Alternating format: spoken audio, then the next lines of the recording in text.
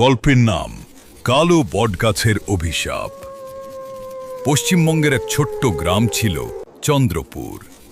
গ্রামের এক প্রান্তে ছিল শত বছরের পুরনো একটি বিশাল বটগাছ। দিনের বেলায় গাছটি সাধারণ মনে হলেও সূর্য ডোবার পর কেউ তার কাছে যেত না। গ্রামের সবাই বিশ্বাস করত সেই বটগাছের নিচে এক অশান্ত আত্মা বাস করে। প্রায় ৫০ বছর আগে সেই গ্রামের জমিদারের একমাত্র মেয়ে ছিল মেঘলা। সে খুব শান্ত ও দয়ালু ছিল। গ্রামের দরিদ্র মানুষদের সাহায্য করত। কিন্তু জমিদারের এক শত্রু এক রাতে তাকে অপহরণ করে হত্যা করে বটগাছের নিচে পুঁতে রাখে। তারপর থেকেই অদ্ভুত সব ঘটনা ঘটতে শুরু করে। রাত হলেই বটগাছের দিক থেকে কারো কান্নার শব্দ ভেসে আসত। কখনো শোনা যেত নূপুরের ঝুনঝুন শব্দ, কখনো আবার মনে হতো কেউ নাম ধরে ডাকছে। যারা সেই ডাক শুনে কাছে গিয়েছিল তারা আর কোনোদিন ফিরে আসেনি।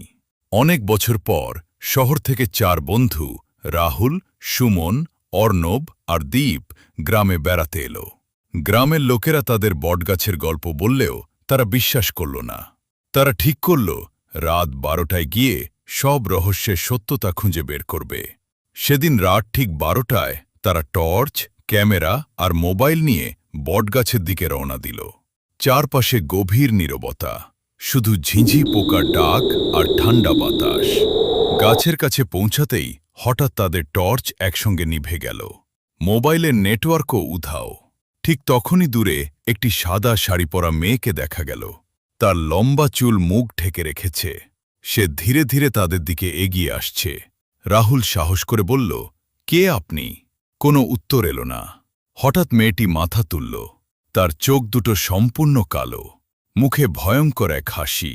৪ বন্ধু দৌড়ে পালাতে শুরু করল। কিন্তু তারা যতই দৌড়ায় ততই আবার বটগাছের কাছেই ফিরে আসে, যেন কোনো অদৃশ্য শক্তি তাদের আটকে রেখেছে। এরপর চারপাশে কুয়াশা নেমে এলো। কুয়াশার ভেতর থেকে অনেক মানুষের ছায়া বেরিয়ে আসতে লাগল। তারা সবাই নিঃশব্দে দাঁড়িয়েছিল।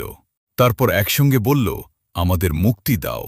হঠাৎ মাটির নিচ থেকে একটি